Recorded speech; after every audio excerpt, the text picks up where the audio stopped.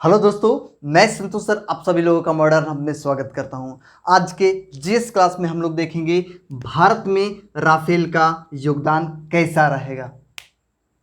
भारत में राफेल के आने से भारत का रक्षा कितना मजबूत हो जाएगा, इसके बारे में आज हम लोग जानेंगे और इसके अंदर क्या क्या खूबियां हैं। तो स्टार्ट करते हैं राफेल की बात। पॉइंट नंबर 1, राफेल फ्रांसीसी शब्द बाफेल से बना है, जिसका शाब्दिक अर्थ होता है हवा का गहरा या अधिक आग की भावना। याद रखेंगे ये दोनों पॉइंट आप, हवा का गहरा या अधिक आग की भावना। यह शाब्दिक अर्थ बाफेल का होता है, यानी जिसका अर्थ राफेल है। तो फ्रांसीसी पॉइंट यहां आता है कि यह विमान जो है किस देश के द्वारा बनाया गया, तो यह विमान फ्रांस के द्वारा बनाया गया। यूरोप का एक विकसित कंट्री कह सकते हैं फ्रांस है, जिसकी राजधानी पेरिस है, आप जानते ही हैं। राफेल को द सॉल्ट एविएशन नामक कंपनी ने डिजाइन किया है, तैयार किया है। यानी अगर आपसे प्रश्न पूछा जाए कि राफेल किस देश का है, तो फ्रांस का। किस कंपनी ने डिजाइन किया है, तैयार किया, तो द सॉल्ट एविएशन कंपनी ने इसे डिजाइन किया है। राफेल दुनिया का सबसे उत्तम लड़ाकू विमानों में से एक है। अगर राफेल की तुलना की जाए तो पूरी दुनिया में कोई और नहीं बल्कि सिर्फ और सिर्फ एक से हम तुलना कर सकते हैं, जिसका नाम है F-35, जो कि अमेरिका के पास है। बस इसी के साथ इसकी तुलना कर सकते हैं हम लोग। कुछ क्षेत्र में F-35 जो है राफेल से आगे है, तो कुछ क्षेत्रों में राफेल F-35 से आगे है। यानी तुलना की बात की जाए तो ये दोनों जो है तुलनात्मक विमानों में से माना जाएगा। दोनों लड़ाकू विमान हैं। नहीं, यूएसए का F-35 और राफेल कहाँ का, फ्रांस का। आगे की बात करेंगे तो राफेल इतना मजबूत है, आप खुद सोच सकते हैं कि जो चीन का सबसे सुपर डुपर लड़ाकू विमान है, जिसका नाम है J-20, इससे बेस्ट नहीं है उसके पास। और सोच सकते हैं उससे बेटर, आपका बेटर नहीं बेस्ट कहिए, राफेल है। यहां तक कि पाकिस्तान का जो F-16 है उससे भी बेस्ट हमारा राफेल जो भारत में आ चुका है। राफेल की बात करें तो राफेल भारत अपनाने वाला चौथा देश बन चुका है, यानी वायुसेना में शामिल करने वाला भारत कैवां देश है, जो चौथा देश है भारत जिन्होंने अपने वायुसेना में राफेल को जगह दिया है। तो आखिर 3 देश और कौन कौन है, तो फ्रांस जिन्होंने राफेल को अपनी सेना में जगह दे चुका है, दूसरा इजिप्ट जिसे कि हम लोग मिस्र के नाम से भी जानते हैं, नहीं किसके नाम से, मिस्र के नाम से, तीसरा कतर और चौथा भारत। तो यह 4 देश पूरी दुनिया में है जिसके पास राफेल है। और बनाने का कार्य कौन कर रहा है, तो फ्रांस। नहीं, फ्रांस के बाद दूसरा देश कौन है जिन्होंने इसे अपनाया, तो इजिप्ट, मिस्र, उसके बाद कतर और उसके बाद कौन, भारत इस बार अपने वायुसेना में इसे शामिल कर लिया है। आगे की बात करेंगे तो इजिप्ट यानी मिस्र ने कितने राफेल का डिमांड किया, मांग किया, तो 24 राफेल जो है मिस्र ने डिमांड किया है, 36 राफेल जो है कतर ने डिमांड किया है और 36 राफेल ही भारत ने डिमांड किया है। राफेल समझौता भारत और फ्रांस के बीच 2016 में हुआ था। कब हुआ था, 2016 में भारत और फ्रांस के बीच समझौता हुआ। कुल कितने करोड़ का, 59,000 करोड़ का यह समझौता था। यानी जो भारत में 36 राफेल आने वाले हैं उसके लिए भारत सरकार कितना वहन करेगी, 59,000 करोड़ रुपया इस भारत सरकार को फ्रांस को देना होगा। नहीं तो आगे की बात करते फिर 36 विमान में भी 2 प्रकार के विमान भारत आने वाले हैं, एक 2 सीटर और एक 1 सीटर। कौन कौन, एक 1 सीटर और दूसरा 2 सीटर। बात करेंगे 2 सीटर कितने, तो 2 सीटर विमान मात्र 8 आएंगे और 1 सीटर की बात करेंगे तो वह कितने, 28 आएंगे। तो इस प्रकार से हम लोग बात कर सकते हैं। राफेल का 2 सीरीज है, कितना, 2 सीरीज। एक का नाम RB003 और दूसरे का नाम BS। नहीं तो आखिर इसका अर्थ क्या है, आरबी का अर्थ क्या है। आरबी जो कि वर्तमान में हमारे वायुसेना चीफ हैं, प्रमुख हैं, जिनका नाम है RS भदौरिया, राकेश सिंह भदौरिया, उन्हीं का शॉर्ट नेम इसमें शामिल किया गया है RB003। किस विमान को कहा गया है? तो जो 2 सीटर राफेल है उसी का कोड दिया गया है RB003। नहीं, इसे हम लोग टेल नंबर के नाम से भी जान सकते हैं। आखिर ये टेल नंबर क्या है? टेल नंबर की मैं बात कर दिया हूँ। तो टेल नंबर जिससे हमें लड़ाकू विमान के बारे में पूर्ण जानकारी प्राप्त हो सके उसे टेल नंबर कहते हैं। जिस प्रकार हमारे यहाँ जो है आधार नंबर है, आधार नंबर से हमें हमारा पूरा बायोडेटा जो है दिखाया जा सकता है, उसी प्रकार इसमें टेल नंबर होता है। टेल नंबर के द्वारा जो है पूरा राफेल की जानकारी आपको प्राप्त होती है। तो हम बात करें 2 सीटर, 2 सीटर जो है राफेल उसका नाम क्या दिया गया है? RB003। वहीं जो है 1 सीटर का नाम BS दिया गया है, बीरेंद्र सिंह धनोआ, जो कि पूर्व चीफ मार्शल थे। नहीं, तो इस प्रकार से देख सकते हैं कि BS नाम दिया गया 1 सीटर राफेल का नाम। नहीं, कितने भारत में आएंगे? तो 28 आएंगे। और यह कितने आएगा? तो 8 आएगा। कहाँ इसकी तैनाती होगी? तो लद्दाख सीमा पर जो है इस विमान की तैनाती की जाएगी। कहाँ? भारत में। अब थोड़ा और एक्स्ट्रा बात की जाए, बात कर दे यह जो राफेल भारत में आया है कईवीं पीढ़ी का है? तो 4.5 पीढ़ी का यह विमान है जो भारत में आया है। जबकि बात करेंगे F-35 का तो ये 5वीं पीढ़ी का विमान है। ध्यान पे रखेंगे इस पॉइंट को। जनरेशन ना, जैसे हम लोग मोबाइल में भी कहते हैं और लैपटॉप में भी कहते हैं 5th जनरेशन, 7th जनरेशन, उसी प्रकार इसका भी जनरेशन है। तो कैवा जनरेशन है? 4.5 पीढ़ी है, जनरेशन है इसका। नहीं, जिसकी हाइट जो है 5.34 मीटर है और लेंथ की बात करेंगे तो 15.27 मीटर है। यानी राफेल की लंबाई 15.27, कहीं कहीं 15.3 मीटर मिलेगा। तो घबराने की जरूरत नहीं, 27 लगभग 3 करके देता है। नहीं, तो इतना मीटर और हाइट इतना मीटर। इसके पंखों की जो है चौड़ाई कर सकते हैं, चौड़ाई नहीं लंबाई कहिए, यानी विंग्स स्पैन जो है इसका फैलाव का ही सबसे बढ़िया, इसका जो फैलाव है 10.9 मीटर लंबा है। नहीं, जो कि इसे उड़ने में काफ़ी ज़्यादा मददगार साबित होता है। आगे की बात करें, यह मिसाइल को ढोने में सक्षम है, इसीलिए तो भारत इससे लाया गया है।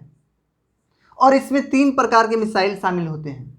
मिसाइल की बात जब करते हैं तो इसमें कौन कौन? स्काल्प, मीटियोर और हैमर। नहीं, कौन कौन सा? स्काल्प मिसाइल, मीटियोर मिसाइल और हैमर मिसाइल। ये 3 प्रकार के मिसाइल राफेल में शामिल किए गए हैं। और बात करें स्काल्प की तो इसकी जो मारक क्षमता है 500 किलोमीटर से 600 किलोमीटर की दूरी आसानी से यह भेज सकता है। नहीं, और बात करें कहाँ? तो एयर टू सरफेस, यानी हवा से जो है सतह पर, यानी कह दिया जाए तो इंडियन आर्मी के लिए वरदान साबित हुआ। नीचे हमारा आर्मी जो है युद्ध के लिए तैयार रहेगा, लड़ने के लिए तैयार रहेगा, और ऊपर से जो है हम उसे मदद के लिए हमारा राफेल पूरी तरह से तैयार रहेगा। नहीं, नीचे से आर्मी और ऊपर राफेल। अब सोच लीजिए क्या होगा हालत दुश्मनों की, पूरी तरह से तबाही तय है। नहीं, यानी कि हमारा जो रक्षा है वो काफ़ी ज़्यादा और मजबूत हो चुका है। नहीं, आगे की बात करेंगे तो दूसरा जो मिसाइल है मीटियोर, यह 150 किलोमीटर की दूरी तक मार सकता है आसानी से, जो एयर टू एयर है, हवा से हवा। यानी कि जब एयर युद्ध होगा, हवा में युद्ध अगर करना हो तो भी इसके लिए सक्षम है। और बात करेंगे एयर टू वाटर तो भी इसके लिए सक्षम है। हैमर मिसाइल उसके लिए तैयार है।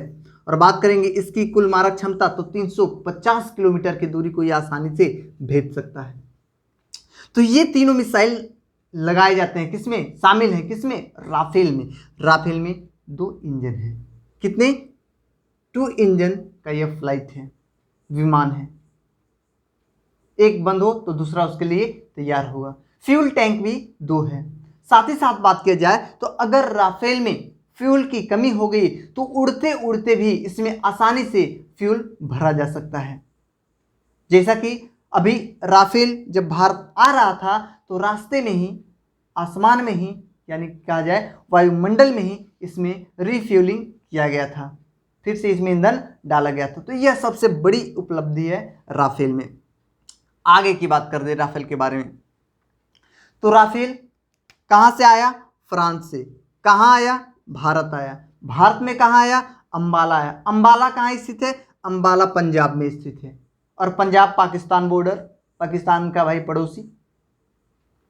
नहीं, दो ही जगह तो हमारे यहाँ खतरा है, जरा गौर कीजिएगा। इंडिया का मैप अगर आप देखे होंगे तो आपको आसानी से ध्यान पे होगा ये पॉइंट।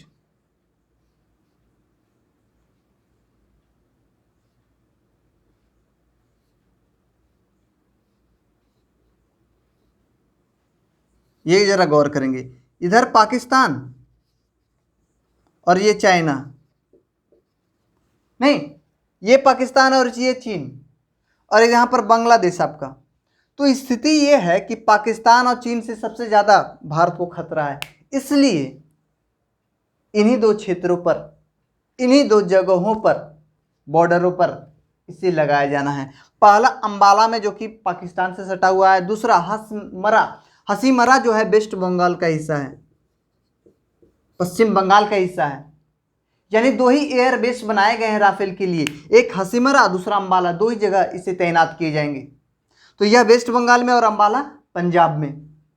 अंबाला आ चुका है कितना 5, यानी कि अगर बात किया जाए तो 36 में से 10 तैयार हो चुके हैं। 10 में से बात किया जाए तो 5 भारत भेज चुके हैं और 5 जो है लगातार जो है ट्रेनिंग में हैं, वो भी जल्दी आपके भारत पहुंच जाएंगे।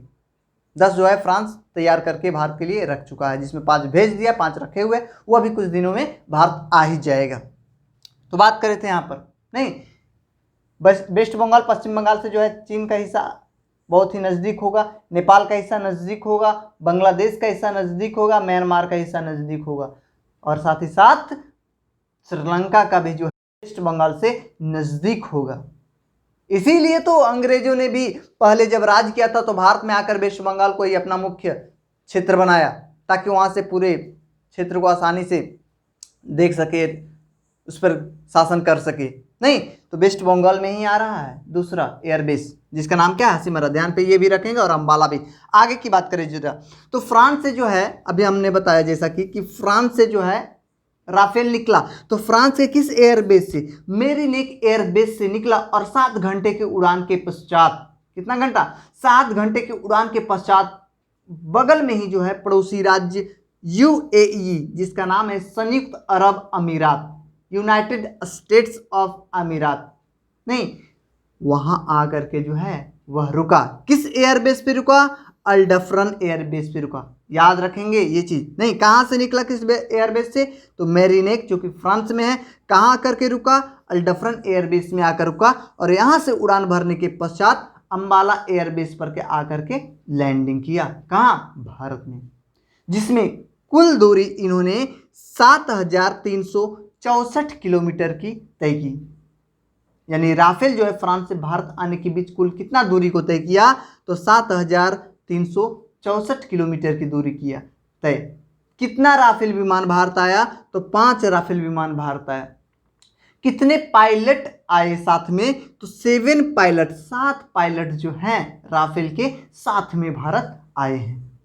नहीं, और बात किया जाए तो कितने तारीख को जो है भारत या पहुंच गया, तो 29 जुलाई 2020 को भारत राफेल पहुंच गया। साथ ही साथ बात कर दी जाए अंबाला की, जरा बात कर दे। अंबाला का जो स्थापना हुआ है अंबाला एयरबेस का, 1919 में जब जालियांवाला बाग हत्याकांड हुआ था, उसी समय जो है अंबाला एयरबेस का भी स्थापना हुआ था।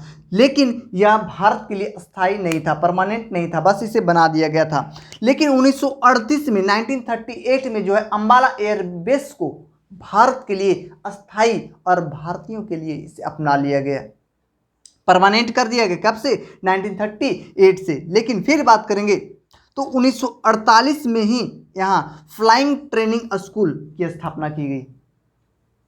नहीं, फ्लाइंग ट्रेनिंग स्कूल जैसे रेलवे कॉलेज वगैरह होता है तो हम लोग कहते हैं वडोदरा, उसी प्रकार फ्लाइंग ट्रेनिंग स्कूल कहाँ है, तो अंबाला में है, पंजाब में स्थित है। कब इसकी स्थापना हुई थी, तो 1948 में। उसी प्रकार और विमान की बात करेंगे तो जगुआर, MiG-21, वाइसन, ये सभी जो है लड़ाकू विमान जो हैं कहाँ स्थित है, कहाँ तैनात हैं, तो आपका आंसर होगा अंबाला में ही तैनात है। इतना ही नहीं, और भी हमने कुछ पॉइंट लिखे हैं। मिराज 2000, जिसे हम लोग कह सकते हैं कि ऑपरेशन सागर में यूज किया गया था।